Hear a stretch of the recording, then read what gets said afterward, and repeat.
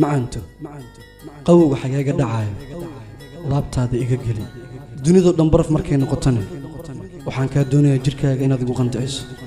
keliya waxaan u baahanahay jacaylkaaga inaad i siiso aadna igu qabato gacmo dareen leh ilaa ii goorme ayaan dul qaadanayaa gacaliso indhahayga runtii aad baad ugu fogtahay ma nasto dadka markay hurdaanna indhahayga iskuma geeyo qalbigayga waxaa ka shidan holacaasoo jirkayga gubaaya xiisaan kuu qabo marba marka ka sii dambayso wuu ugu sii kordhayaa iga fogow maxaa yeele qalbigayga aad ayaad u daalisay dunida aniga ii qusashay adiga way kaa oynsiisay runta markii laga hadlo dunidan dumar badan oo ay ku nool yihiin dumarkaasoo adiga kaa qurux badan way jirto waqti aan dadka dunida saaran kaa jeclaa laakiin maanta xaaladda u isbeddeshay xitaa uma adkaysan karo codkaaga inaan maqlo aamusnaanta